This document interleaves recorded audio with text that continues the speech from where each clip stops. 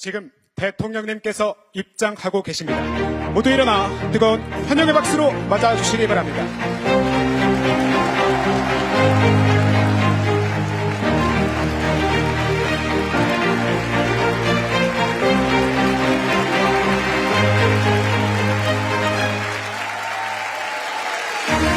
대통령님께서 교육생 한 명 한 명 박수해주고 계십니다.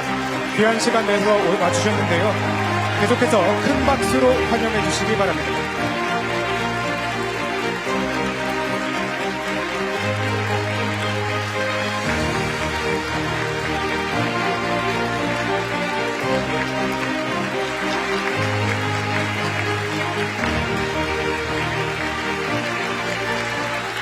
먼저 국민의례가 있겠습니다.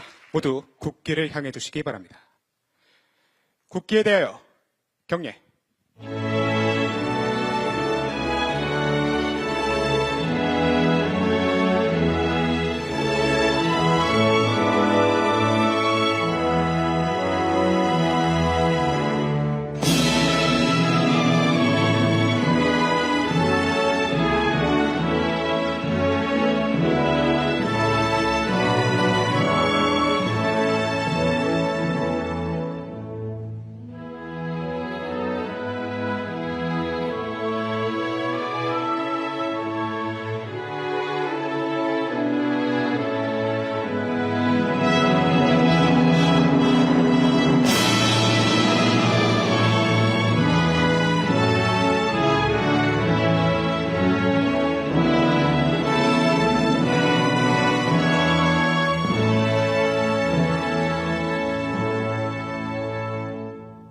바로 모두 착석해 주시기 바랍니다.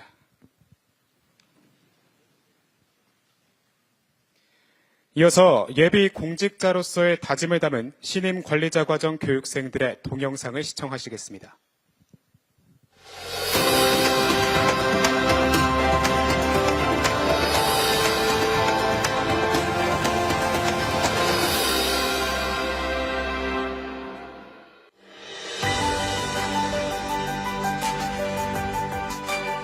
통상 직렬 공직자로서 단순한 수출입을 넘어 세계와 한국이 이해하고 협력하는 다리 역할을 잘 맡고 싶습니다. 저는 국민의 목소리에 귀 기울이는 공무원이 되겠습니다. 현재 사회 내 문제가 무엇이고 이를 해결할 수 있는 정책적 방안이 무엇인지 파악하기 위해서는 사회 내 다양한 목소리에 집중해야 한다고 생각합니다. 저는 메아리 같은 공직자가 되겠습니다. 작은 목소리를 귀 기울이고 다양한 사람들의 입장에서 깊이 공감하겠습니다. 공감은 신뢰를 만들고 신뢰는 더 나은 정책으로 이어집니다. 저는 국민의 삶 가까이에서 진심을 다해 듣고 따뜻한 마음으로 실천하는 공직자가 되겠습니다.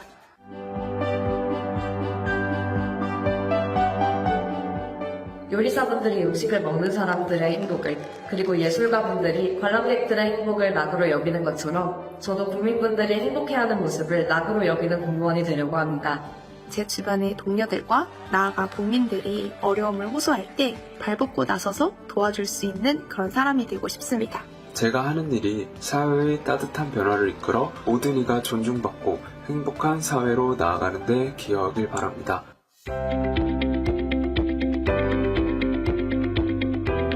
저는 앞으로 전문적인 공무원으로서 필요한 정책을 적극적으로 발굴하고 시행할 수 있도록 공부를 게을리하지 않겠습니다.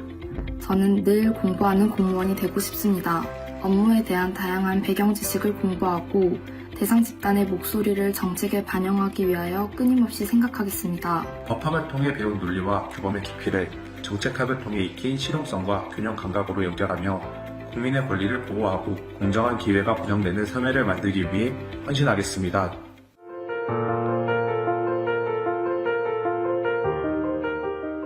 저는 해야 할 일에 책임감을 가지고 발로 뛰는 공무원이 되려고 합니다.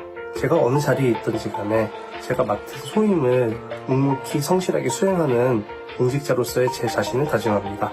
처음부터 완벽하진 않겠지만 매 순간 겸손한 배움의 자세로 책임을 다하겠습니다.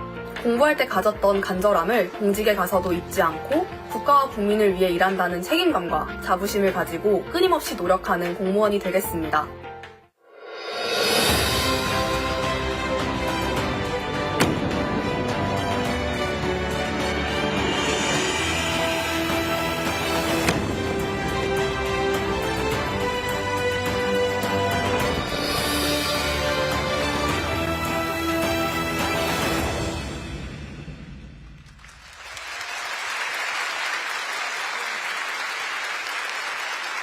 네, 대한민국의 미래는 밝습니다.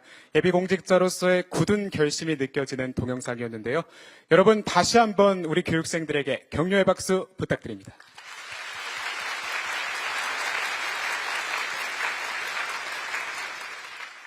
네, 이제 하이라이트 시간입니다. 대통령님께서 1일 특강을 하러 오셨습니다. 대통령님께서는 최근 기자회견에서 대통령의 1시간, 공직자의 1시간은 5,200만 시간의 가치가 있다고 말씀하셨습니다. 국민을 위한 소중한 시간 내어주신 만큼 오늘 이 행사는 정말 뜻깊은 시간이 될 거라고 확신합니다. 그럼 지금부터 대통령님께서 제70개 신임 관리자 과정 교육생들을 위해 국민 주권 시대, 공직자의 길, 국민과 함께 만들다라는 주제로 강의를 해주시겠습니다. 여러분, 우리 대통령님 나오실 때 큰 박수로 환영해 주시기 바랍니다. 대통령님 단상 위로 모시겠습니다.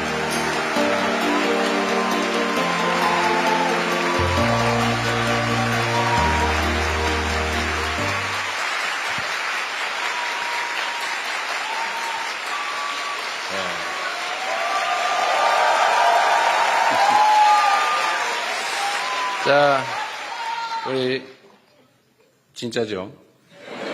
네. 우리 교육생 여러분, 5급 공채시험 과거에 우리가 시험 볼 때는 이제 행정고시, 뭐 지방고시 이렇게 불렸는데 어쨌든 대한민국의 주요 공직자로서 새로운 출발을 맞이하게 된 것을 진심으로 축하드립니다. 진짜입니다.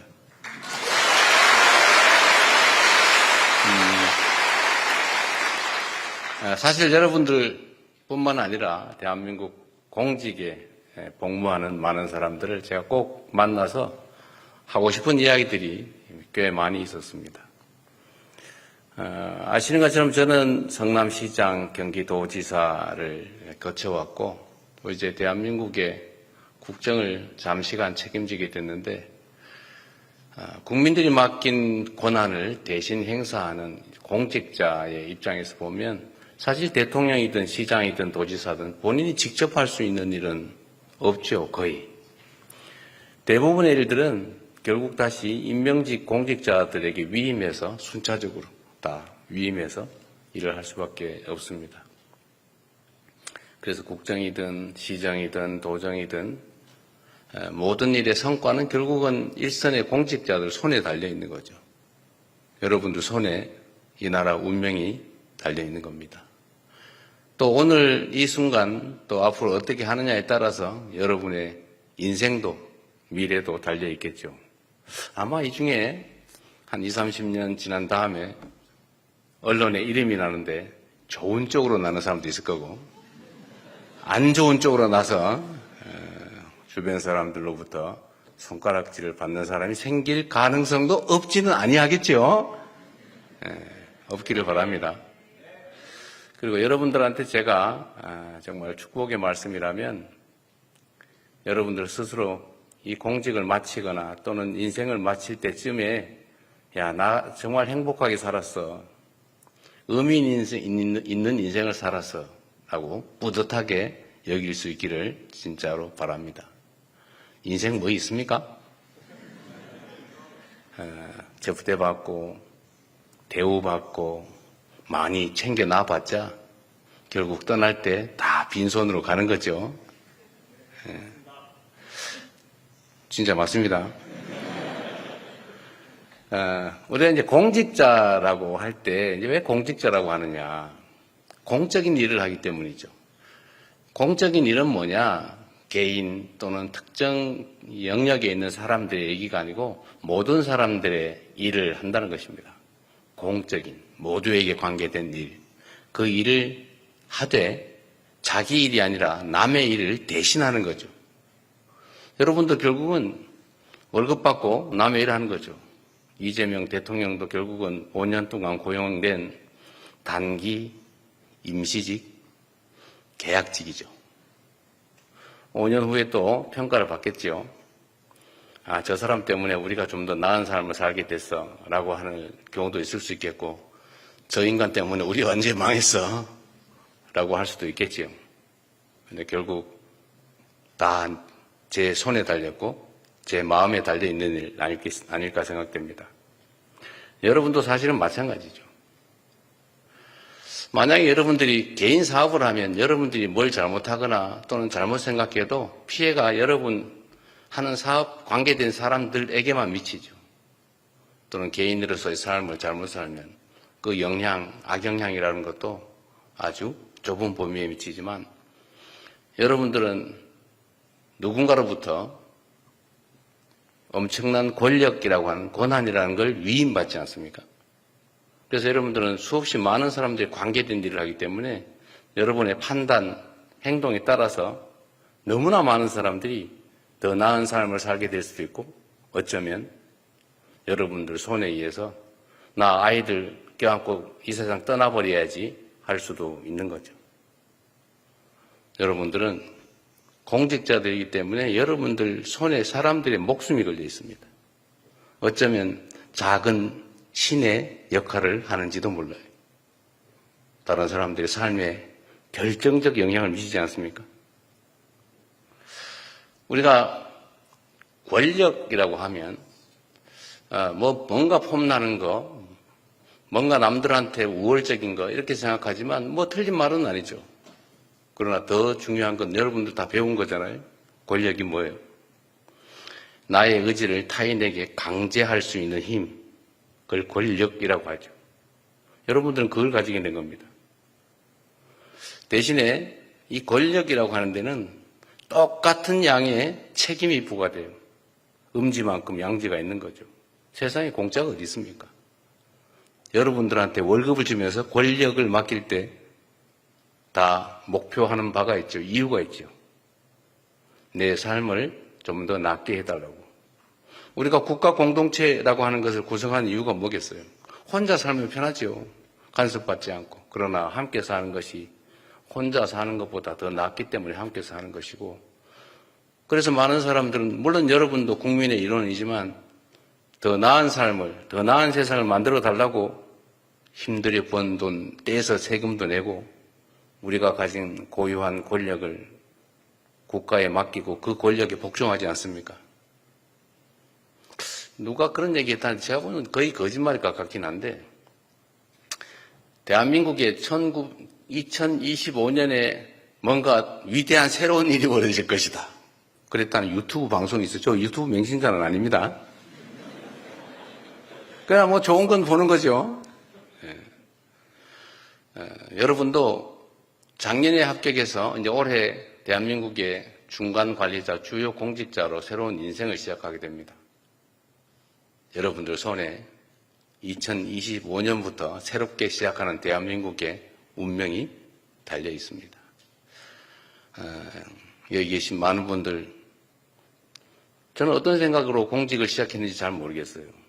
만약에 돈을 벌어야지 생각했다면 공직은 빨리 그만둘수록 행복해질 수 있습니다. 공직은 명예로울 수 있죠. 내가 더 많은 권력을 가져야지 생각하면 공직을 하기보다는 정치를 하는 게 훨씬 나을 것 같아요. 아마 짧은 시간 안에 내가 이거 왜 하고 있지? 라는 생각이 들 가능성도 없지는 않습니다. 한 2달 조금 지났는데 지금 벌써 그 생각 드나요? 아니, 있을 수 있어요.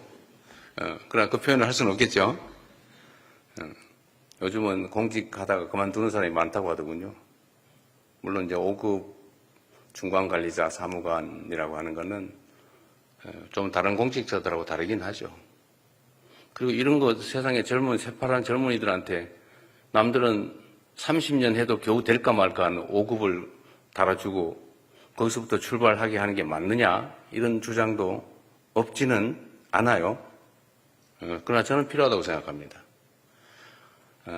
저는 역사적으로 봤을 때 과거 제도가 있던 시대는 흥했고 음서 제도가 횡행하던 시대는 망했다, 이렇게 확신하는 사람이에요. 그래서 훌륭한 인재들을 잘 뽑아서 잘 교육해서 바른 마음으로 국가를 책임질 수 있다면 그 나라가 아주 흥할 수 있을 거다. 여러분도 그 중에 중요한 한 구성원이 될 거다라고 생각하고 여러분들의 합격을, 새로운 공직자로의 출발을 다시 한번 축하드립니다. 박수도 한번 하세요.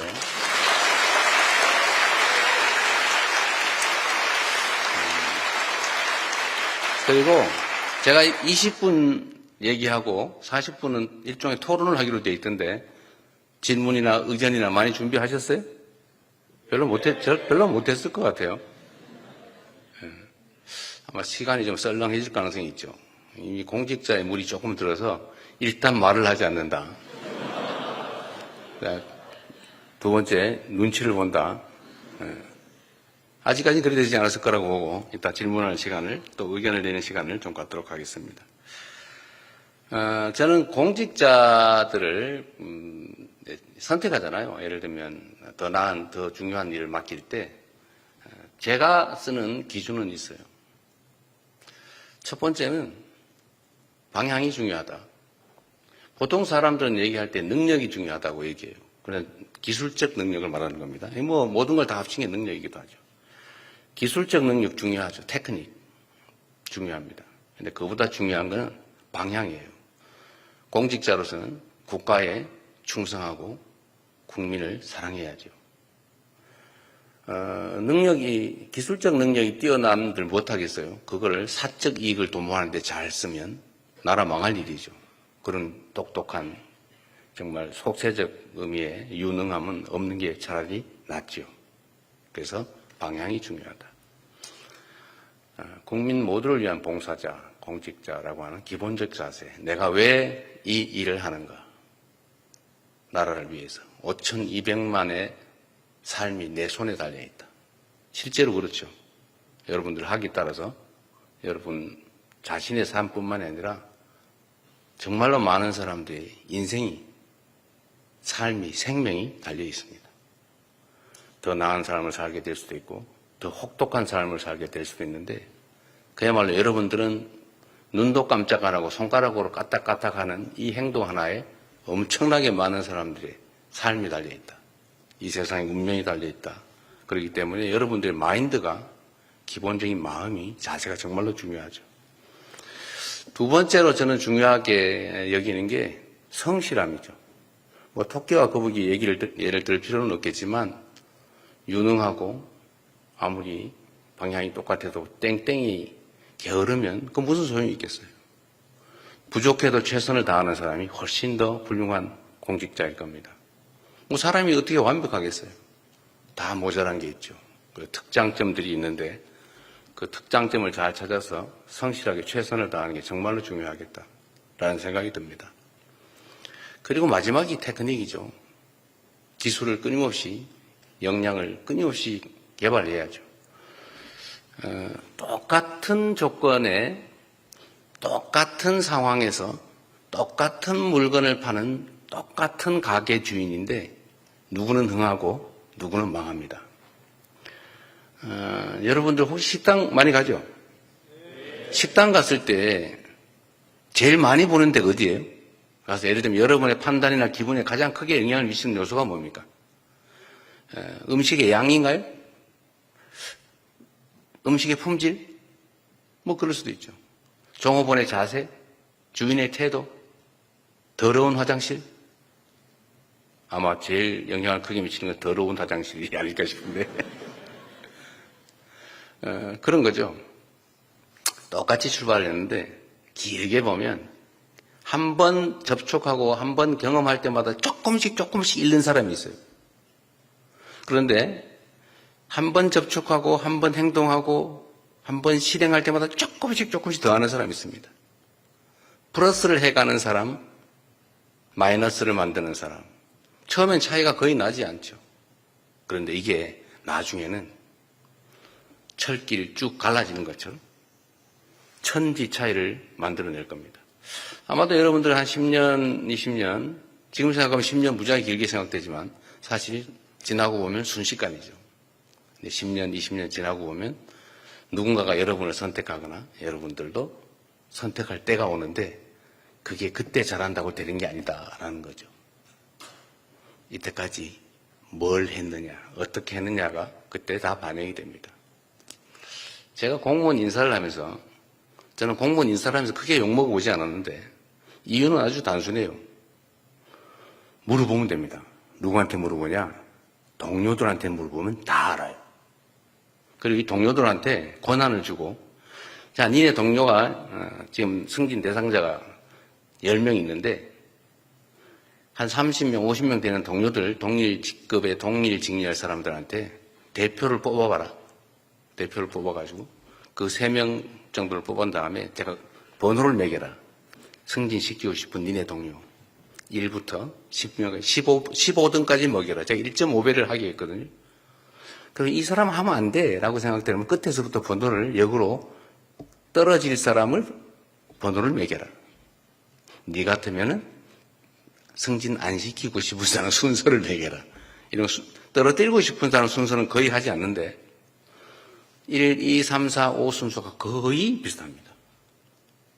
거기에 따라 하면 거의 승진 인사가 욕을 먹지 않더라고요. 여러분 동료들이 사실은 여러분들에 대한 평가자들이죠. 지금도 보면 박수 소리 크기의 차이가 있죠. 아까 보니까 별로 차이가 없긴 해, 아직까지는. 아마 내가 모르는 미세한 차이가 있지 않을까? 그런 생각이 들긴 합니다. 어쨌든 이 앞으로 긴 공직 생활을 하게 될 가능성이 매우 높은데 그 사이에 그 매 순간순간 스스로의 역량을 키워주세요. 조금씩 쌓입니다. 처음엔 차이가 별로 없죠. 땡땡이 치고 어디 이상한 데나 관심 가지고 세상 사는 사람들의 삶에 관심이 없는 공직자, 끊임없이 세상 사람들을 위해서 내가 뭘 할 수 있을까? 내가 어떻게 하면 더 유용한 도구가 될까? 내가 세상 5,117만 명 대한민국 국민들에게 영향을 미치는 사람인데 내가 어떻게 하면 좀 더 낮게 결과를 만들어낼 수 있을까를 고민하면 실력이 조금씩 느는데 한 20년 지나고 나면 그 차이가 확 벌어져 있겠죠. 우리 올해 임용되는 여러분들은 벌어지지 말고 모두가 승승장구하길 바랍니다. 잘 되겠죠?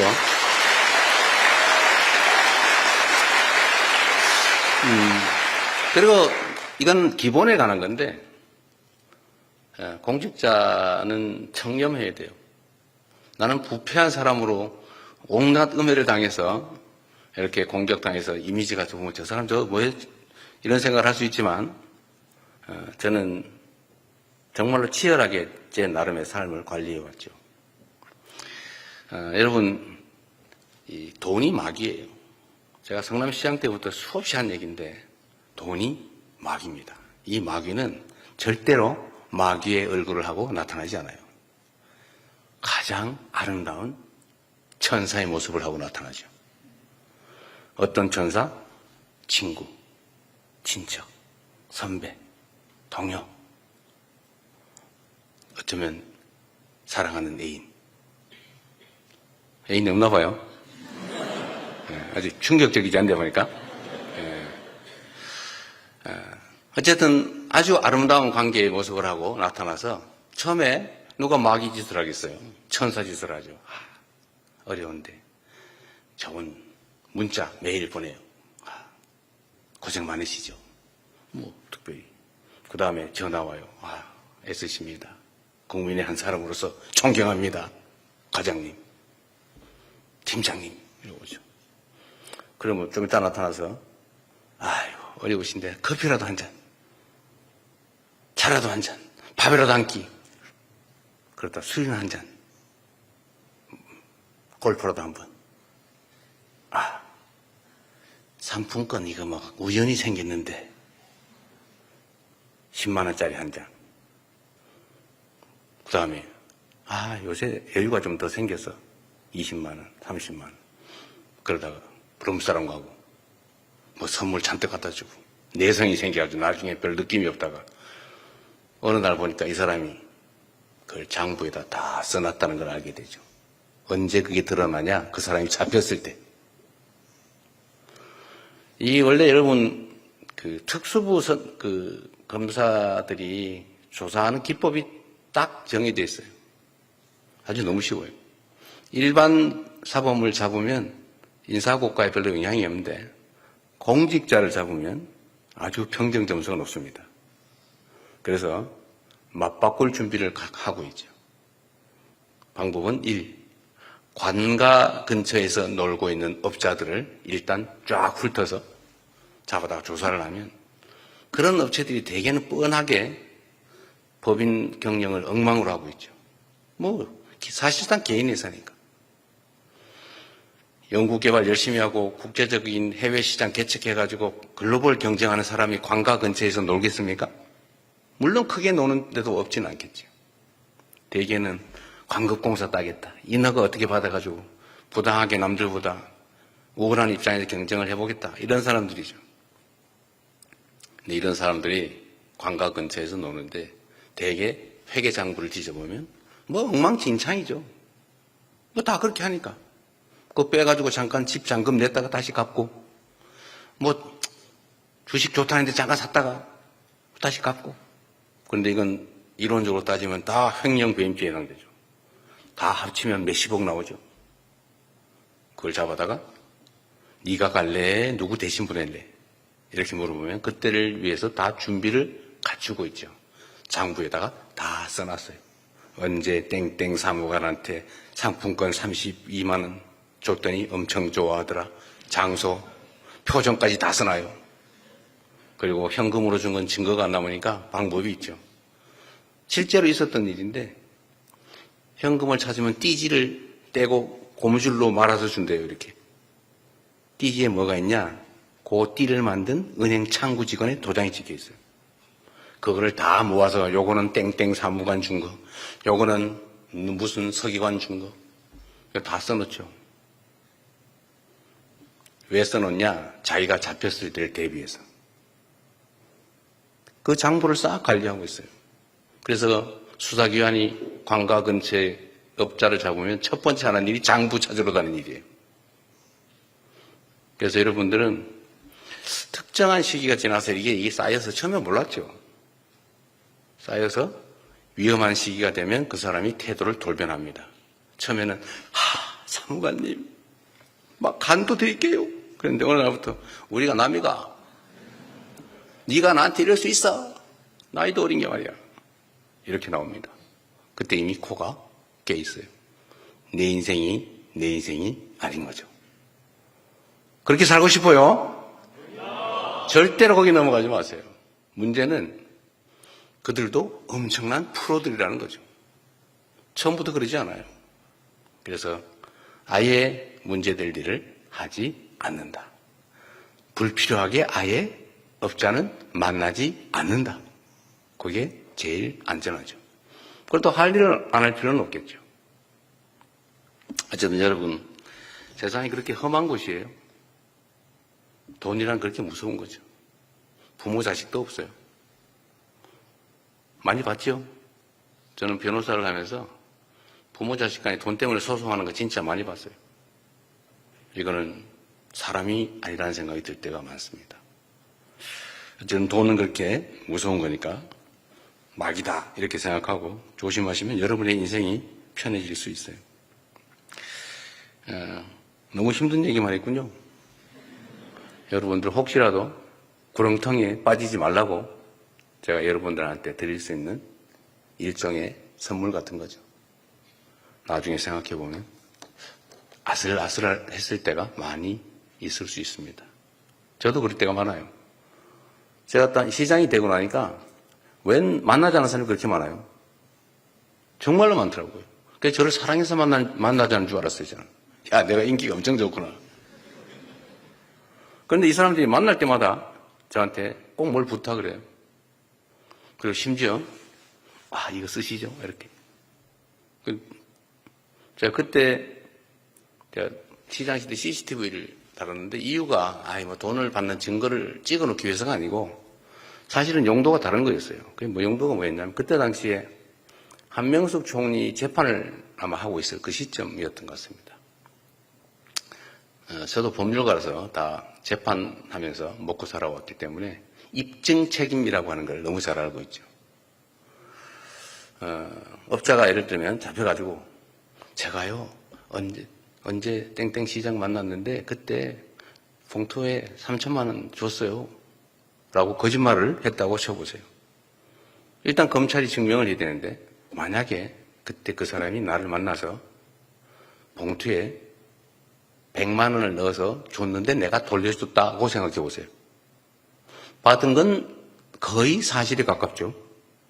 받았다 돌려줬으니까. 밀었으니까. 이게 뭐예요? 돌려줬으니까. 그런데 3천만 원은 아니고 100만 원이다. 300만 원이다. 하여튼 동그라미가 한 개 있냐 없냐 차이죠. 그런데 생각해 보십시오. 나를 만날 이유가 있는 사람이었죠. 실제 만났죠. 그리고 뭔가 부탁을 했어요. 내가 안 들어주긴 했지만. 하여튼 뭔가 나를 줬어요. 그건 팩트예요. 그런데 이제 그 다음부터 내가 해야 될 일이 뭐예요? 저는 돌려줬습니다. 그거 알고 보니까 300만 원밖에 안 됐어요. 저는 거절했습니다. 증명이 안 돼요. 그러면 그 사람 말이 진실이 되는 거죠. 특히 거기에 일정한 의도가 끼어 있다라고 하면 이건 꼼짝없이 당하는 거예요. 그래서 제가 그때 갑자기 무서워져가지고 제가 업자들 경고용으로 제가 언론들 보라고 한 게 아니고 너네는 나한테 거짓말할 생각 꿈에도 꾸지 마라. 내가 다 찍어 놓는다. 만나는 장면을. 저 봤죠? 저 있어요. 온 동네 언론에 소문을 냈더니 그게 연합뉴스 뭐 등등에 보도가 되고 난 다음부터 면담 신청이 확 줄었어요. 신통하지 않습니까? 네, 그래서 결국은 제가 돈 받았다는 소리는 안 듣고 살았죠. 다행히 엉뚱한 이상한 소리를 듣긴 했지만 어쨌든 세상은 그렇게 험한 세상이니까 잘 여러분들 지키시기 바랍니다. 그리고 마지막으로 제가 이 말씀을 좀 드려야 되겠는데 여러분들뿐만이 아니라 대한민국 공직자들에게 제가 드리고 싶은 말씀입니다. 공직자들이 어떤 태도로 뭘 하느냐에 따라서 그 나라는 흥하기도 하고 망하기도 해요.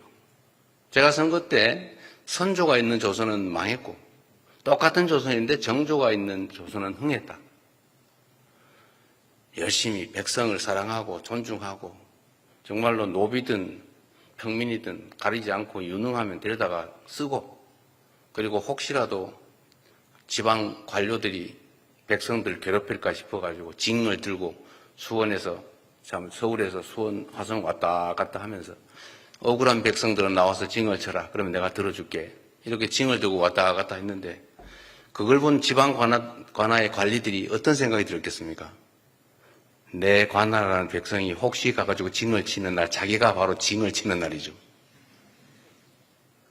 그래서 그 행위 하나만 가지고도 전국에 아마 지방 관리들이 부정부패로 백성을 괴롭게 한다는 건 꿈도 못 꿨을 거예요. 하다가도 아마 백성들과 혹시 뭐 불편한 거 없으세요? 이렇게 해서 백성들을 위무했겠죠. 그래서 정조는 그 징 한 개, 1년에 한 열흘 화성 한 번 왔다 갔다 하는 걸로 지방 관리들을 전부 제압한 거예요. 딱 이 한 가지의 행동으로. 그래서 여러분들 손에 나라의 운명이 국민들의 삶이 어쩌면 목숨이 달려있다. 예컨대 안보를 다루는 군인들 여기는 없지만 그 군인들이 혹시 쓸데없는 이상한 목적으로 불필요하게 전쟁을 하게 자극을 해서 만들었다. 어떻게 됐겠습니까? 수없이 많은 사람들이 직접 목숨을 잃는 건 말할 것도 없고 아마 경제가 폭망을 해서 손가락 빨면서 먹고 살기 어려워서 또 극단적인 선택을 할 수밖에 없는 사람들이 무수히 생겼겠죠. 그 작은 하나의 행동으로. 그래서 공직자들 손에는 정말로 많은 사람들의 삶이 달려 있습니다.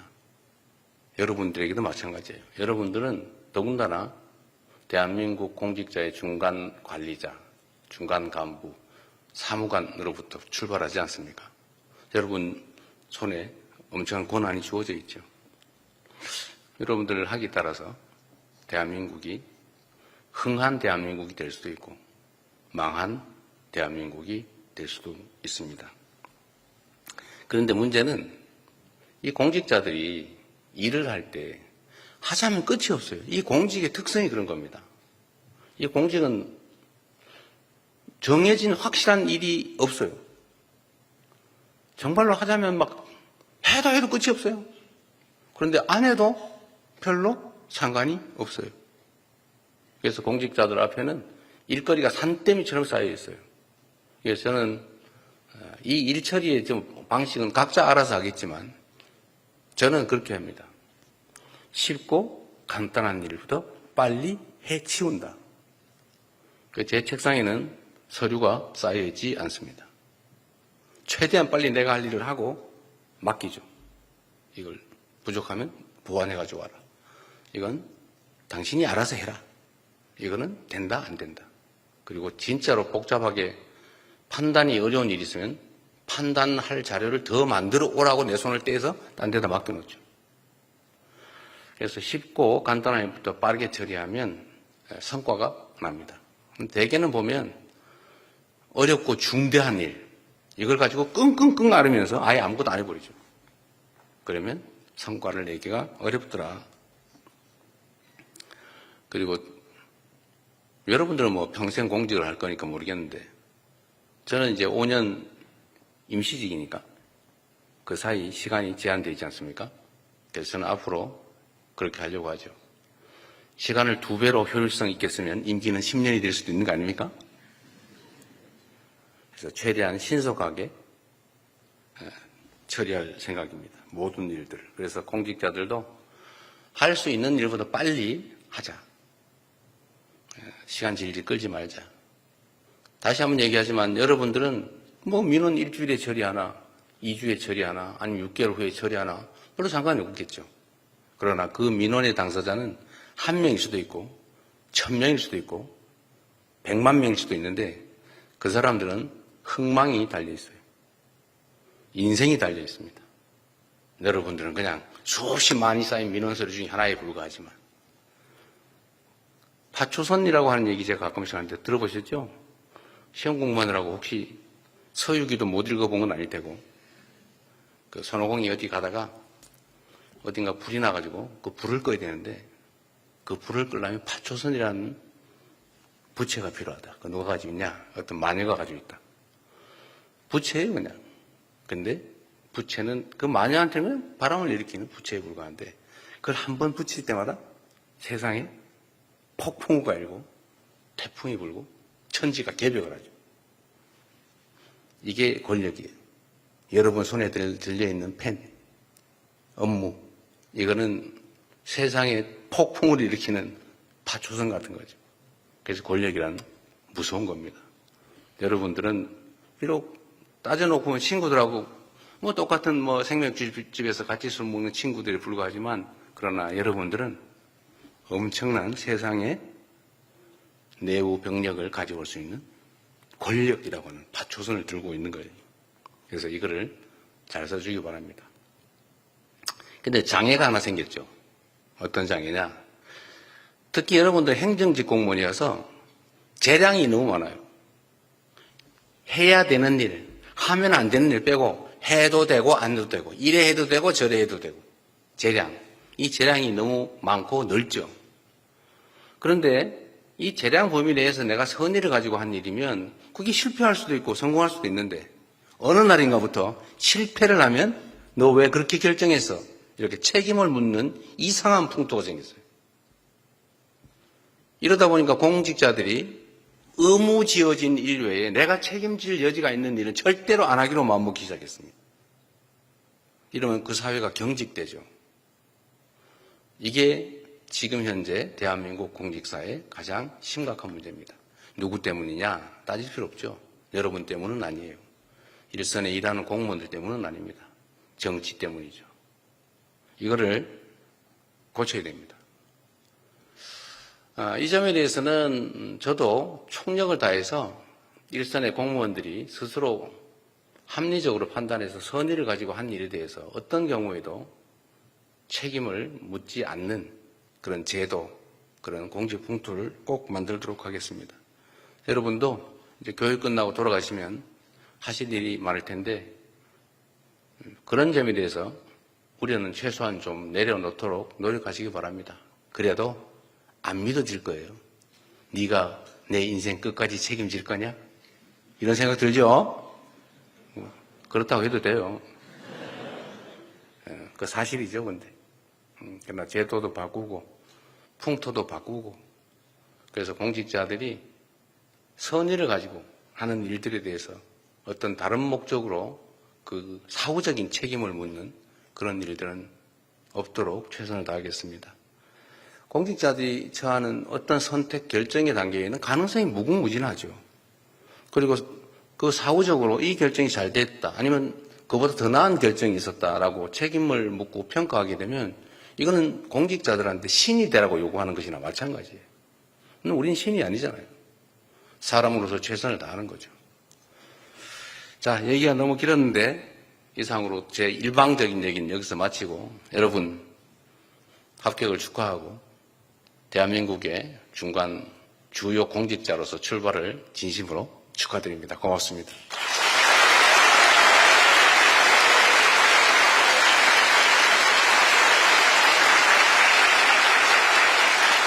네. 뜻깊은 강의해 주신 대통령님께 다시 한번 감사드립니다. 이후 일정은 비공개 예정이니 기자단 여러분은 협조 부탁드리겠습니다. 그냥 공개해도 되는데요. 예, 그럼 여러분은 어떠세요? 비공개해서 얘기하고 싶으신 분은 공개적으로 얘기한 다음에 해도 되고 지금부터 그냥 비공개하자면 비공개할게요. 어떠세요? 비공개하자. 공개하자. 조금 많은데? 예, 그러면 과반수 의견으로 행사는 공개 행사로 진행을 하도록 하겠습니다. 네, 이후 질의응답 시간이 이어집니다. 네, 대통령님 잠깐 그냥 바로 하시죠, 그냥. 쉬어서 바로 진행하도록 하겠습니다. 예, 대통령님과 함께하는 질의응답 시간 바로 이어지겠습니다. 먼저 제70기 신임 관리자 과정 교육생을 대표하는 의미로 자치회장이 첫 번째 질문 기회를 저희가 드리도록 하겠습니다. 진다영 자치회장님 질문해 주시기 바랍니다. 안녕하세요, 대통령님. 제70기 신임 관리자 과정 자치회장 일반행정 직렬 진다영입니다. 오늘 좋은 말씀 정말 감사합니다. 저희 신입 사무관들이 가져야 할 자세나 마음가짐에 대해 다시 한번 포부를 다질 수 있는 뜻깊은 시간이었습니다. 교육생 305명을 대표하여 다시 한번 감사의 말씀 드립니다.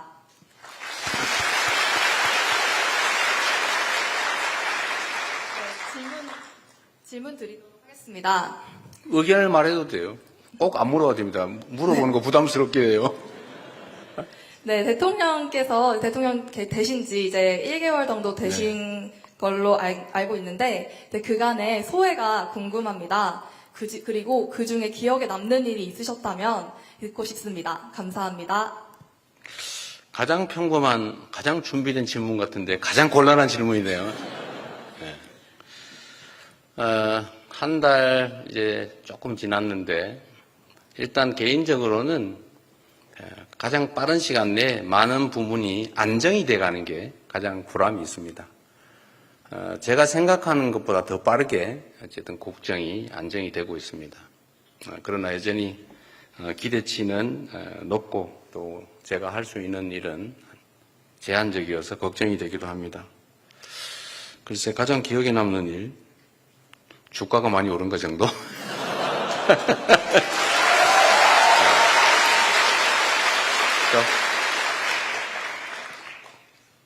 다음, 네. 예, 다음 질문부터는 자유 질문 시간입니다. 질문 있는 교육생은 손을 들어주시고 사회자의 지목을 받으면 본인의 직렬과 이름을 말씀해 주신 후 질문하시면 됩니다. 질문이 아니고 의견을 내도 된다. 예, 의견을 내주시면 되겠습니다. 네, 제 눈에 가장 띄었던 이 교육생, 남성 교육생 세 번째 줄 남성 교육생에게 먼저 질문 기회를 드리도록 하겠습니다. 안녕하세요, 대통령님. 일반행정 직렬 151번 교육생 유현재라고 합니다. 먼저 국민을 위한 소중한 시간 내어주신 점 진심으로 감사드립니다. 제 질문은 지역균형 발전을 위해선 청년이 머무를 수 있는 지역 환경을 조성하는 게 중요하다고 생각합니다. 지역에서 청년들이 학업, 취업, 그리고 정착까지 나아가는 데 있어서 이를 위해 새 정부가 구상 중인 정책 방안은 어떤 것이 있는지 여쭤보고 싶었습니다. 네. 감사합니다. 점점 어려운 질문을 가고 있어요. 우리 대한민국의 문제만은 또 사실 아닌 것 같습니다. 전 세계적인 현상이 이제 성장률이 떨어지고 있는 거예요. 성장률이 떨어진다는 것은 곧 기회 총량이 상대적으로 줄어든다는 얘기고, 기회가 줄어들면 이제 청년들, 새로운 사회 진입 계층인 약자죠. 약자인 청년들이 어려움을 겪게 됩니다. 청년들이 새로운 기회를 얻기가 어려워지니까 경쟁은 격화되고 또 미래에 대해서 불확실해지거나 좌절하게 되고 그러니까 화가 나겠죠. 더군다나 이제 삶의 조건이 또 어렵고 그 다음 세대, 안 그래도 어려운 청년의 그 다음 세대들에 대해서는 더 암울하다 보니까 출산도 또 결혼도 이렇게 망설이게 되는 그런 현상이 생겼습니다. 그게 이제 전 세계적인 일반적인 어려워진 상황이긴 한데 대한민국은 거기다 이제 몇 가지 요소가 좀 추가되고 있죠. 그 첫 번째가 성장률 추락에 더해서 수도권 집중이 사실은 좀 심각해요. 그러니까 안 그래도 자원이 좀 부족하고 경쟁은 격화됐는데 지방은 다 소멸을 하다시피 하고 서울에만 집중이 돼서 수도권에만 집중이 되다 보니까 자원 배분도 비효율적이고 자원 활용도 잘 안 되다 보니까 또 더 어려워진 측면이 있습니다. 그러니까 당연히 지방은 더 어려워졌죠. 또 지방 중에서도 청년은 더 어려워진 것 같습니다. 해결책이 있냐? 뭐 해결을 할지는 모르겠지만 완화를 하기 위한 최소한의 노력은 해야 되겠죠. 그래서 저는 결국 지역 균형 발전에 우리가 좀 주력해야 될 사유인데 구체적으로 뭐 어떤 방법이 있냐. 첫째는 지금까지는 사실 정책, 여러분들이 하게 될 국가 권력 행사에서 중앙 집중적인 사고 또는 그에 기반한 중앙 집중적인 이제 자원 배분이 이루어졌어요. 예를 든다면 지방에는 어디 예를 부울경 어딘가 메가시티, 충청 메가시티에 뭐 GTX, CTX 순환 고속철도망 이런 거 좀 만들자라고 하면 거기는 뭐 사람도 별로 없는데 굳이 그걸 만드냐? 그러면서도 서울은 A, B, C에 이어서 D, E, F까지 계속 만들고 있죠. 물론 단기적으로 보면 효율성이 높습니다. 많은 사람들이 있으니까요. 또 세금도 많이 내니까. 그러나 이 방향을 일부 이제 교정을 좀 해야 될 것 같아요. 정부의 국가 역량 배분에서 지방에 대한 균형적 시각보다는 지방에 대한 추가적인 인센티브가 필요하겠다라고 생각이 됩니다. 그래서 예를 들면 지금은 이제 재생에너지 중심 사회니까 재생에너지가 풍부한 지역에 기업과 산업들이 입지할 수 있도록 하는 각종 제도들을 만들어야 되겠죠. 뭐 억지로 보낸다고 되겠습니까? 해수부를 부산으로 보내는 건 사실은 상징적인 조치죠. 그 자체를 가지고 뭐 부산이 엄청나게 발전 또는 경남이 엄청나게 발전한다고 보기는 어렵습니다. 그러나 우리가 그에 대해서 관심이 있다. 또 새로운 북극 항로 개척이라고 하는 새로운 아이템으로 부산, 경남, 울산 지역을 그 영남 남쪽 지역을 새로운 기회를 한번 만들어 보겠다라고 하는 희망을 보여주는 거죠. 전남, 광주 뭐 이런 지역들에는 거기가 재생에너지, 태양광이든 풍력이든 이런 재생에너지의 보고니까 거기에 재생에너지를 싸게 활용할 수 있는 시스템을 갖추고 거기에 전기 에너지를 많이 사용하는 미래 첨단 기술 산업들을 대대적으로 유치할 수 있도록 뭐 세제든 교육제도든 아주 다양한 지원 정책을 만들어 보려고 합니다. 너무 어려운 질문이라서 답하기가 너무 어려운데 하여튼 지역 균형 발전이라고 하는데 우리가 대대적으로 관심 갖고 투자를 하는 게 길이다. 구체적으로는 어떻게 앞으로 계속 토론해서 찾아보도록 하겠습니다. 앞으로 지방 균형 발전에 각별히 관심 가지고 열심히 해보시기 바랍니다. 네. 네, 여러분 박수 부탁드립니다. 네, 다음 질문 받겠습니다. 질문 있는 교육생. 네, 저기 V 표시라면서 팔이 긴 저기 첫 번째 분단에 맨 뒤쪽에 남성분께 마이크 전달 부탁드리겠습니다. 안녕하십니까 대통령님. 저는 일반행정 전국직렬에 합격한 교육번호 302번 조수영입니다. 먼저 인수위 없이 출범하셔서 바쁘신 와중에도 저희들을 찾아주셔서 진심으로 감사드립니다. 저는 새로 출범한 국민주권정부의 행정개혁 방향과 관련돼서 질문 및 제안 드리고 싶은 사항이 있어서 발언을 신청을 했습니다. 최근 들어 MZ세대 공직 매력도가 하락을 하고 있는 상황입니다. 공직자를 배출하는 주요 학과에서는 공무원이 될 노력으로 차라리 다른 민간 기업을 가겠다라는 그런 분위기들이 형성이 되고 있고, 공직에 입직을 한 이후에도 어떤 빠르게 퇴사를 하는 사례가 이전에 비해 증가하고 있습니다. 많은 원인이 있겠습니다만 저는 크게 두 가지 측면에서 그 원인이 있다고 생각을 하는데요. 첫 번째로 조직 문화입니다. 사실 중앙정부는 많이 개선이 된 편입니다만 지자체의 경우에는 여전히 신입 공무원들의 과장님 모시기 관행을 비롯해서 어떤 여러 가지 악습들이 잔존을 하고 있습니다. 그리고 또 조직 내에 이제 인수인계 매뉴얼은 없는데 조직 내에 힘든 일들은 신입이 이른바 짬처리를 하게 되는 그런 사례들도 많이 있는 것으로 들었습니다. 다음으로는 보수체계입니다. 현실적으로 공공부문이 민간 부문과 유사한 수준의 급여가 지급이 되는 것은 어려운 일이라고 생각을 합니다. 그렇지만 민간 대비 공무원 보수 수준을 나타내는 이른바 공무원 보수 민간 임금 접근율이 2000년 통계 작성 이후 최저 수준을 기록한 것으로 2023년에 집계가 된 바가 있습니다. 그래서 다년간의 청춘을 투자해서 쟁취한 공직에 대해서, 그리고 국민을 위해 봉사한다는 사명감에 대해서 노력한 만큼의 보상, 그리고 그 가치만큼의 보상이 체계화되는 것이 충분히 저는 기여될 수 있다고 판단이 되는데, 이에 대해서 대통령님의 어떤 문제의식, 그리고 향후 어떤 그런 M세대에 좀 더 친화적인 행정개혁의 방향성에 대해서 궁금합니다. 감사합니다. 네. 좋은 질문입니다. 최근에 사무관들은 어떤지 모르겠는데, 구급 합격자들 중에 상당수가 이제 중도 퇴직한다고, 조기에 퇴직한다고 합니다. 구급 공무원들의 임금 수준이 최저임금을 겨우 벗어난 정도, 거의 그에 근접하는 정도라고 하죠.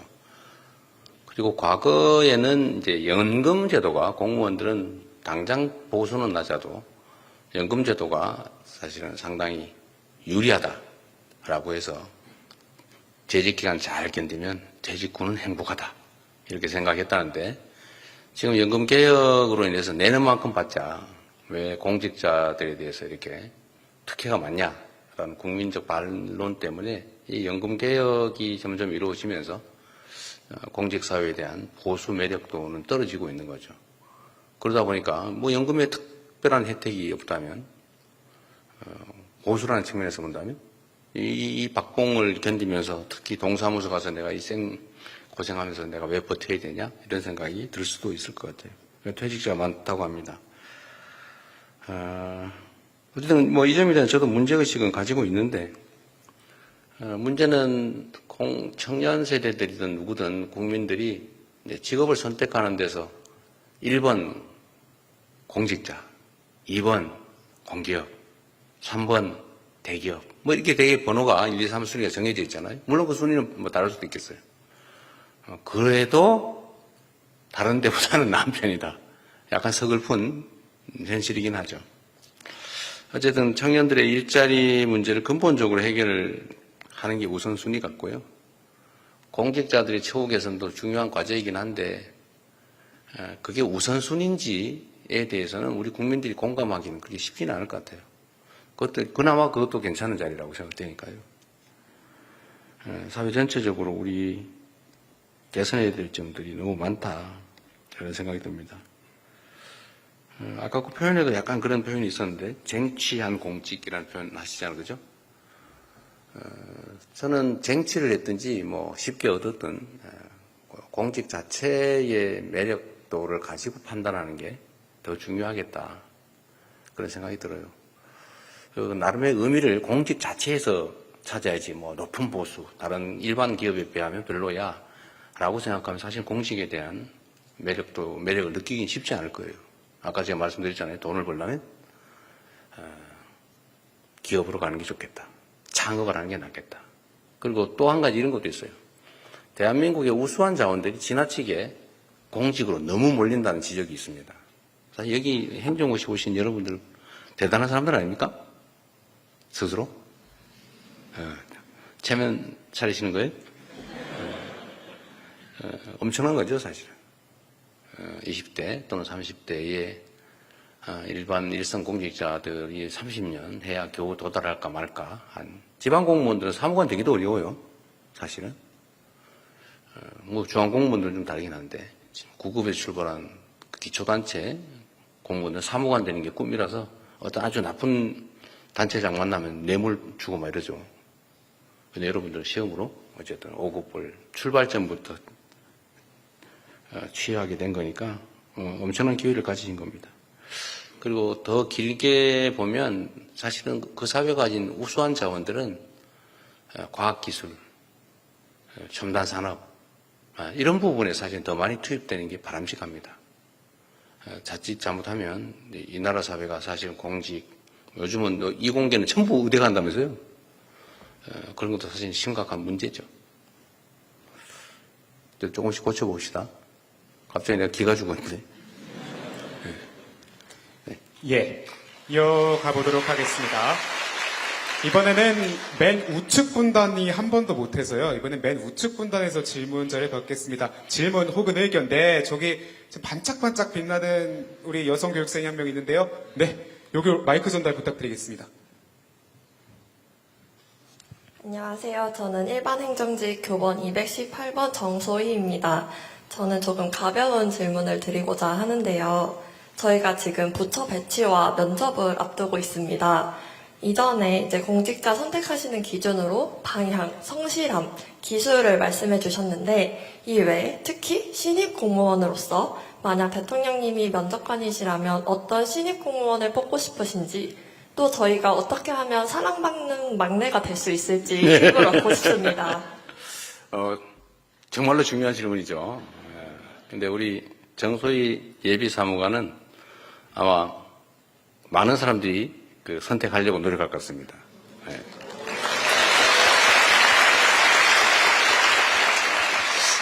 근데 이런 것도 있는 것 같아요.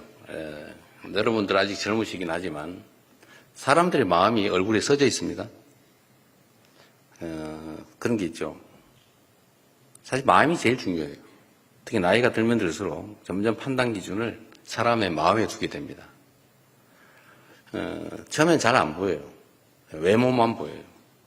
그런데 시간이 지나면 지날수록 그 눈빛 뒤에 감추어진 그 사람의 진실한 내면이 보이기 시작합니다. 근데 이게 약간 삐딱하게 이상하게 가면 점을 보기 시작하죠. 관상 뭐 이러면 그건 약간 좀 달라가던데. 근데 이게 뭐 어떤 근거가 있는 건 아니지만 그 사람들 사이에는 교감이라고 하는 게 있어요. 그 순간적으로 남녀 간의 관계도 딱 보자마자 결판 난다는 거 아닙니까? 거의 대부분 판단이 금방 이루어진다는 뜻이죠. 강아지도 자기를 좋아하는지 싫어하는지를 압니다. 제가 오늘 아침에도 제 아내하고 좀 그것 때문에 갈등이 조금 있었는데 얘가 제 아내한테만 자꾸 가는 거예요. 약간 섭섭했는데 뭐 그럴만 하겠더라고. 맨날 밥 주고 데리고 노는 게 제 아내니까 저는 가끔씩만 보고 그러니까요. 근데 사람은 오직하겠어요. 사람들도 마주 얼굴 탁 대하면 딱 눈에 띄거나 느낌이 있어요. 근데 그건 결국은 뭐냐? 뭐 테크닉으로 되는 건 아니에요. 마음이죠. 아까 제가 말씀드린 선한 마음, 공직자로서의 책임, 이런 걸 아마도 공직을 오래 한 여러분의 선배들은 느낌이 있을 겁니다. 그러면 뭐 객관적인 데이터는 다 있죠. 시험 성적, 뭐 이런 건 다 있는 거죠. 근데 점점 아마 지나고 나면 점점 더 이렇게 마인드, 무슨 생각으로 정말 열성을 다할 사람인가를 더 보게 됩니다. 도움은 전혀 안 됐겠지만 네, 이걸로 답을 대신하겠습니다. 네, 박수 부탁드리겠습니다. 네, 여러분의 공직에 가서 사랑받는 방법까지 가르쳐 주셨습니다. 네, 이어서 다음 질문 받겠습니다. 네, 조금 더 적극적이어야 제가, 네. 예, 파마도 하시고. 예, 대통령님께서 지목해 주신 분께 네. 제가 발언권을 드리도록 하겠습니다. 파마 하신 것 같은데. 그죠? 적극적인데, 맞습니다. 네. 안녕하십니까, 대통령님. 저는 교육행정직렬 유찬휘라고 합니다. 교육행정, 네. 네, 제가 만약 옳다고 생각하는 정책이 있을 때 그걸 추진하고 싶은데 국민들이 반대하는 경우가 앞으로도 많을 거라고 생각이 네. 듭니다.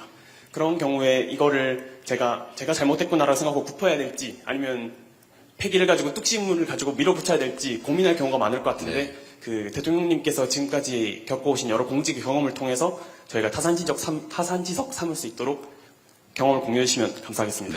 그 정말로 중요한 질문이죠. 정말로 앞으로 많이 맞닥뜨리게 될 일일 겁니다. 저도 수없이 많이 맞닥뜨리고 있는 일이기도 하죠. 그런데 저는 집단지성에 대한 신뢰가 높은 사람이에요. 모르는 것 같지만, 안 보고 안 듣는 것 같지만 국민들은 다 보고 듣고 있죠. 물론 정보의 왜곡 때문에 일시적으로 판단을 달리할 경우도 있습니다. 일시적으로. 시간이 걸리지만 결국은 다 제자리 같다고 믿고 있고 갈 거라고 생각합니다. 내가 생각하는 좋은 정책인데 국민들이 아니면 구성원 다수가 반대한다고 하면 다시 한번 자신을 되돌아보는 게 더 빠르지 않을까 싶어요. 물론 이거는 의견의 차이가 있을 수 있습니다. 신념의 차이, 또 추구하는 가치 이상의 차이 때문에 똑같은 것도 다르게 보일 수 있어요. 인간은 완벽한 존재가 아니잖아요. 여러분들이 동전을 보면 이렇게 보면 동그란데 이렇게 보면 일자죠. 그래서 이렇게만 본 사람은 분명히 일자라고 얘기해요. 근데 나는 이렇게밖에 안 봤어요. 동그란데 다를 수 있죠. 그런데 이럴 때 중요한 게 가능성을 인정해 주는 것 같아요. 내가 잘못 봤나? 내가 판단이 혹시 부족한가? 정말 다시 한번 철저하게 점검해보고 또 그들의 이야기를 들어보고 제가 그래서 토론을 중시하는 이유가 여기 있어요. 얘기를 들어보면 아 그렇구나 라고 하는 게 꽤 많습니다. 왜 똑같은 현상을 놓고 다르게 볼까? 그건 이해관계가 충돌할 때는 어쩔 수 없어요. 그때는 결판을 내야지. 그 싸울 일이죠.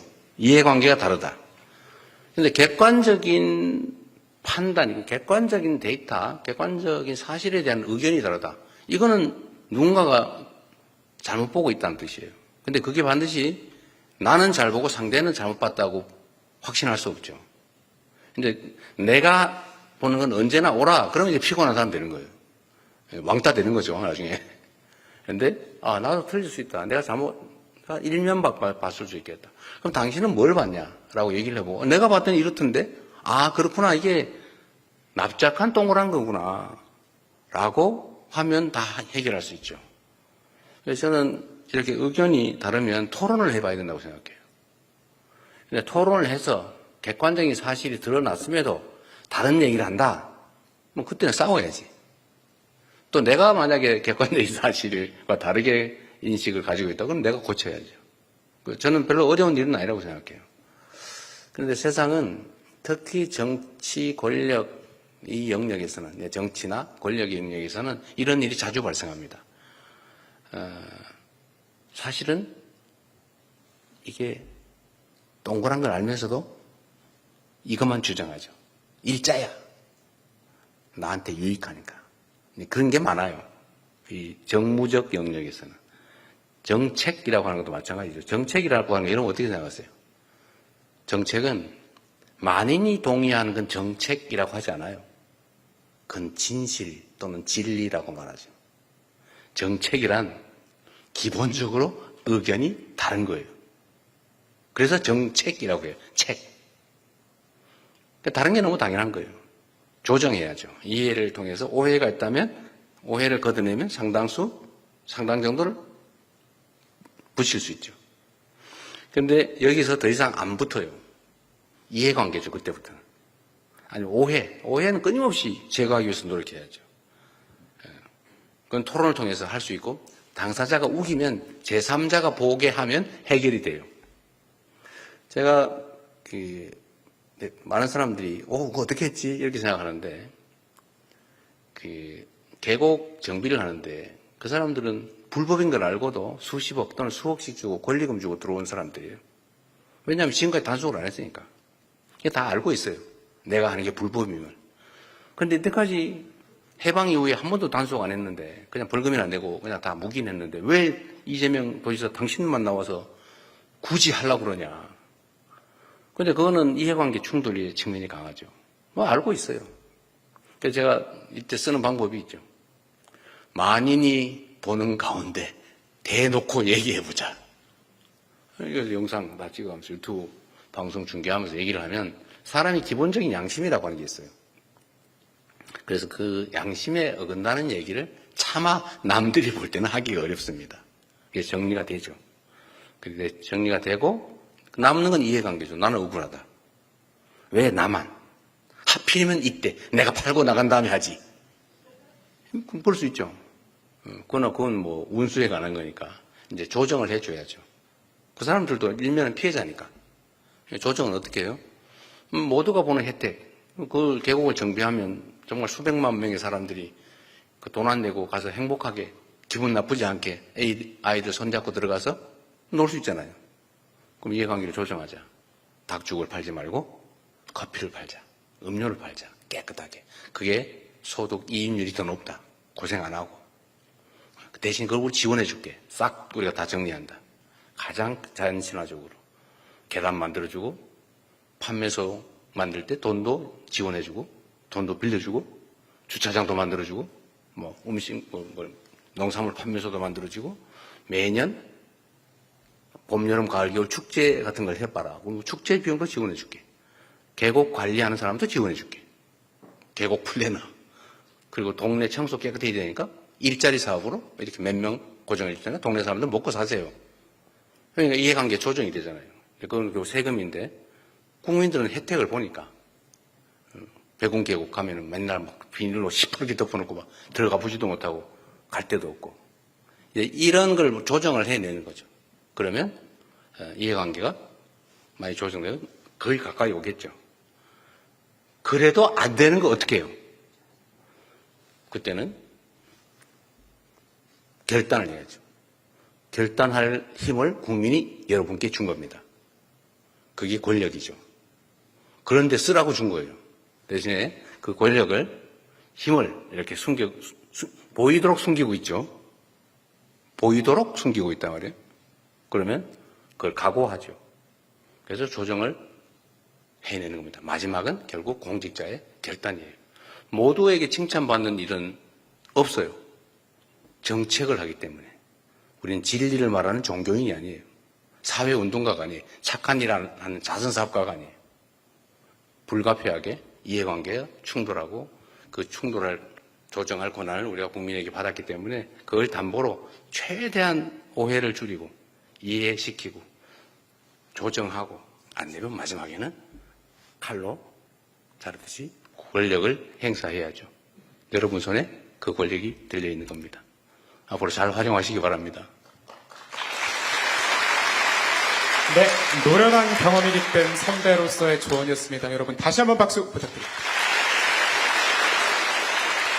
박수 칠 시간에 의견 얘기하게 해주세요. 네, 시간 관계상 이제 마지막 한 분만 더 질문을 받도록 하겠습니다. 대통령님께서 마지막 질문을 한 명 선택해 주시면 되겠습니다. 제 매출을 올려준 분으로. 네, 매출을 올려주신 우리 남성교육생에게 마이크를 전달하도록 하겠습니다. 지나가는 길에 사인도 해드리겠습니다. 이제. 예, 대통령님 정말 감사합니다. 네, 대통령님 안녕하십니까? 저는 방송통신직 최원영이라고 합니다. 네. 대통령님께서 기억하실지 모르겠지만 저는 사실 10년 전에도 대통령님께 질문을 드렸던 적이 있습니다. 아, 그래요? 예. 성남시장 2기로 재직하실 적에 저는 당시 서영고등학교 1학년 학생으로 대강당에서 이제 질문을 드렸었고 그때 제가 이제 분당 수서강 고속파도로 덮개공원이 이제 착공 좀 그때 지연이 되는 거에 대한 사유를 여쭤봤었는데 친절하게 대답해 주셨던 기억이 새록새록합니다. 그리고 그 공원은 지금 잘 완공됐고 저도 이제 시험에 합격해서 이 자리에 왔고 축하합니다. 네, 대통령님께서도 이제 대통령이라는 이 직책을 맡게 되신 것에 다시 한번 축하드리겠습니다. 감사합니다. 예, 감사합니다. 그 질문을 본격적으로 드리면은 이제 성남시장 경기도지사로 재직을 하실 때 많은 부하 공직자들을 데리고 계시지 않았습니까? 저희 같은 경우에도 이제 부처를 갔을 때 다른 동료 사무관님들 또 주무관님들과 함께 협업을 해야 될 것 같습니다. 이때 부하 공직자들을 대할 때 취하셨던 자세 그리고 그 생활에서 얻으셨던 경험에서 어떤 교훈을 얻으셨는지 그것에 대해서 질문을 드리고 싶습니다. 네, 정말로 중요한 질문이고 다시 한번 매출에 감사드립니다.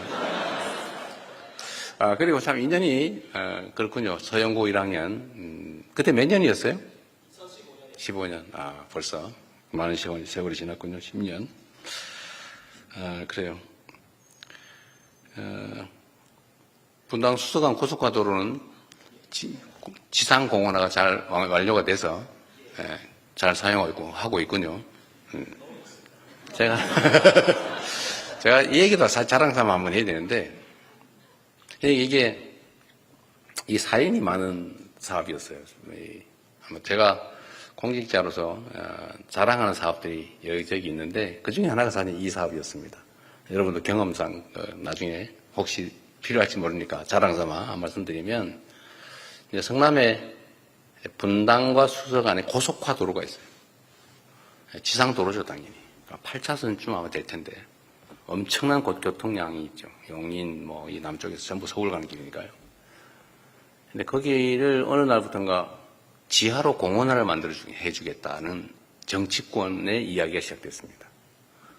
그걸 지하를 파서 도로를 지하로 만들고 위를 공원으로 만들어주겠다.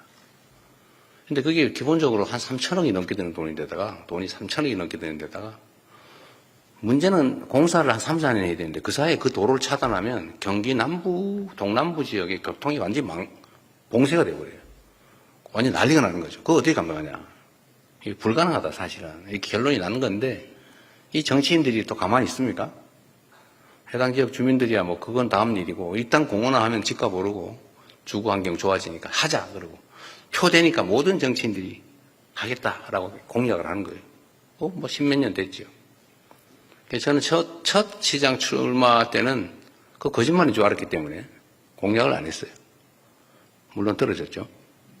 근데 그것 때문에 떨어진 건 아니에요. 30 몇 %밖에 못 얻었으니까. 모두가 전멸할 때 떨어졌으니까. 근데 제가 그 2010년에 선거 나갈 때는 이 당선 가능성이 꽤 높은데, 이거 혹시 이것 때문에 떨어지면 어떡하냐 해서 제가 마음에 없는 알면서 한 거짓말 공약을 그때 그걸 한번 해봤습니다. 나름은 다른 모두가 하니까 모든 국회의원, 시장 출마자 전부 하는데 이재명만 독야 청청한다고 하여튼 혹시 떨어지면 여전히 또 거짓말은 계속될 텐데 또 하고 싶은 일은 많고, 그래서 제가 할 수 없이 거짓말인 줄 알면서 그 공약을 했습니다. 지킬 수 없을 걸 알면서 그랬는데 제가 사과를 했어요. 시장이 된 다음에 죄송합니다. 이건 지킬 수 없는 공약입니다. 근데 정치하면서 처음으로 거짓말 해봤는데 자백합니다. 제가 SBS 방송에다가 인터뷰를 했어요. 그러고 난 다음에 그 동네 주민들 사이에서 아이디어를 하나 낸 거예요. 그렇게 하지 말고 위를 덮자. 다행히 단차가 있습니다. 이렇게 도로가 좀 낮아요. 아파트 단지보다. 그거 살짝 올려가지고 그냥 도로는 통행시키고 위를 덮자. 돈도 1,500억밖에 안 든다. 그 주민들이 낸 아이디어예요.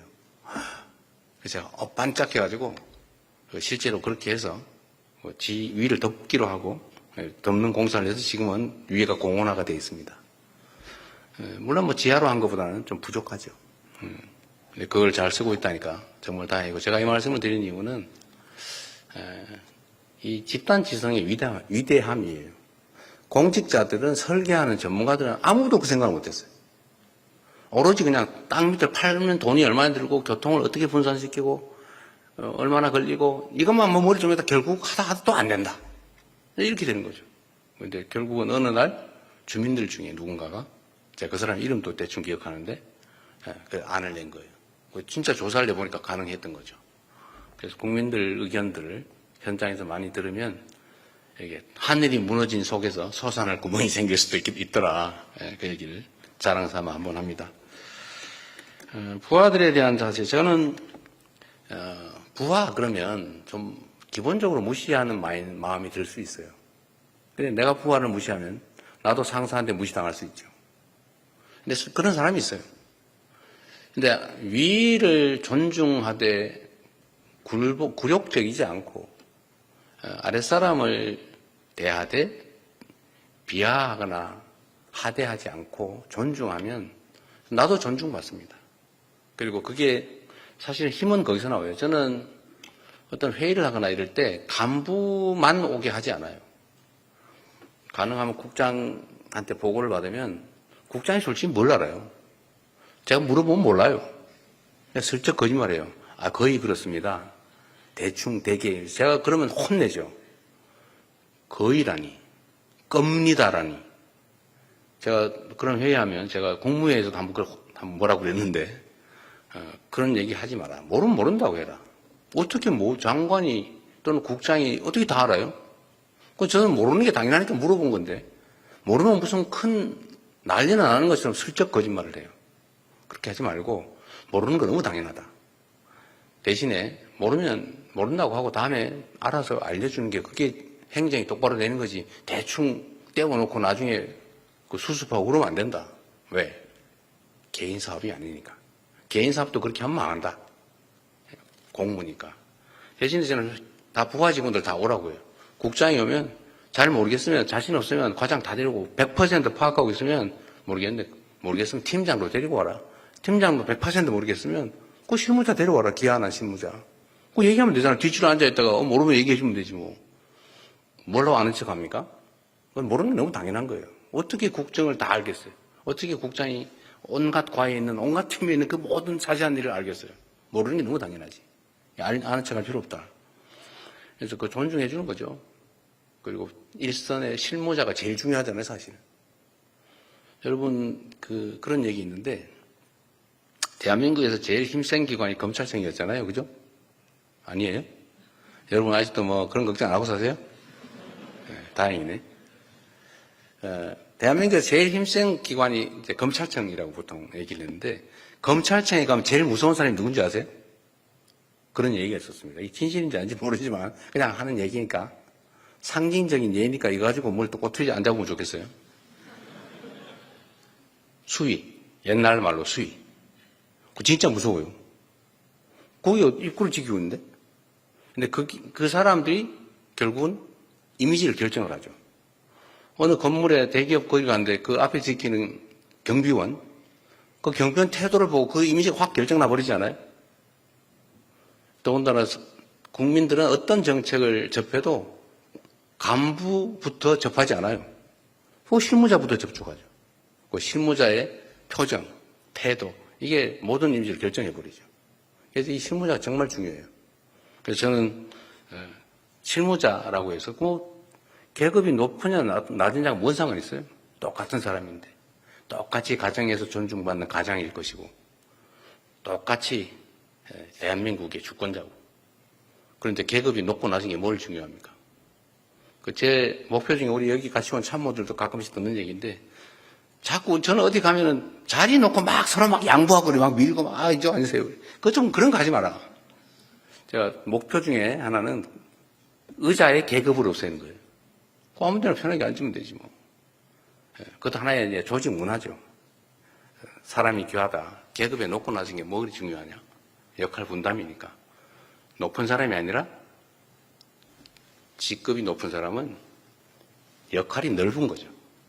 똑같은 국민의 대리인, 국민으로부터 유인받은 종복이다. 그렇게 생각하면 부하들한테 인기도 좀 얻을 수 있지 않을까. 아까도 얘기했죠. 부하든 상사든 강아지도 다른 사람이 무슨 마음 갖고 있는지 다 아는데 사람이 모르겠어요. 결국 마음을 읽죠. 느낌으로. 잘 해주면 잘 대접받을 수 있습니다. 앞으로 공직사회 마지막이라니까 행복한 공직사회 되기 바랍니다. 축하드립니다. 고맙습니다. 네, 아쉽지만 질의응답 시간을 마치도록 하겠습니다. 이상으로 모든 행사도 종료하겠습니다. 대통령님 먼저 이석하시겠습니다. 모두 일어나셔서 큰 박수로. 잠깐만, 하나 제안 하나 있는데, 우리 단체 사진 하나 찍읍시다. 예, 대통령님과 함께 여기 앉아있으면 되잖아, 그죠? 찍겠습니다, 여러분. 그리고 그거 나 사인해드릴 때 가져오세요. 여기 앉으면 되지. 여기 앞에서 찍으면 되겠습니다. 네, 교육생들은 잠깐 착석해 주시기 바랍니다. 네.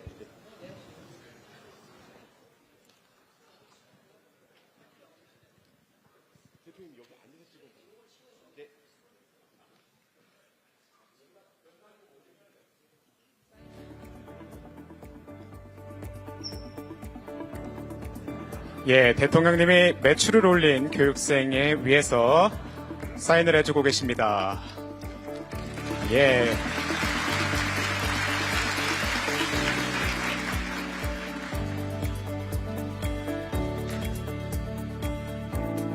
네, 고등학생이었던 학생이 이제는 어엿한 또 예비 사무관이 돼서 대통령님과 마주하고 있습니다.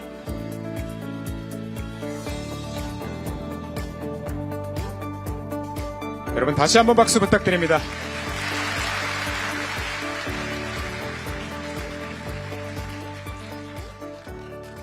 네, 이제 단체 사진을 촬영하려고 합니다. 단체 사진 기본 자세로 먼저 촬영을 하도록 하겠습니다.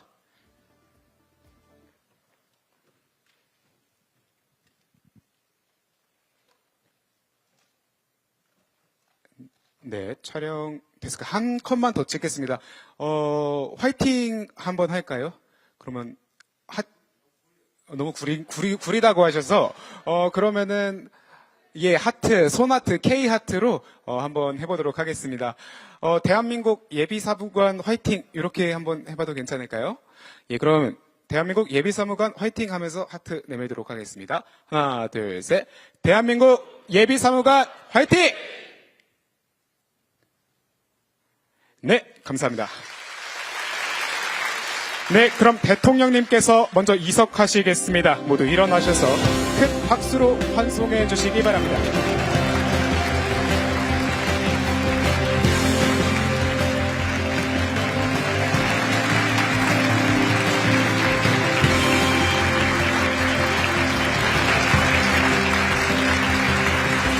네, 정말 귀한 시간 내주셨습니다. 여러분 계속해서 큰 박수로 환송해 주시기 바랍니다.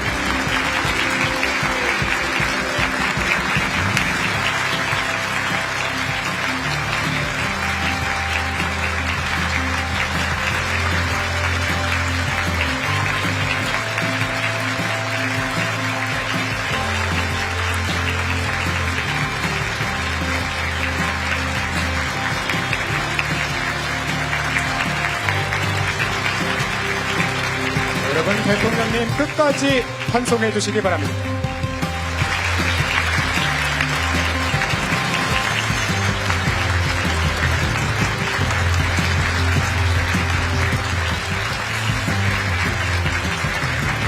네, 마지막까지 한 명 한 명 인사를 해주고 계십니다.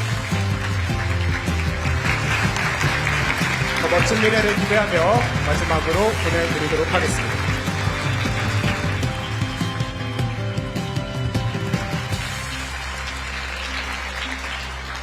네, 여러분 고생하셨습니다. 일단 모두 착석하시면 되겠습니다.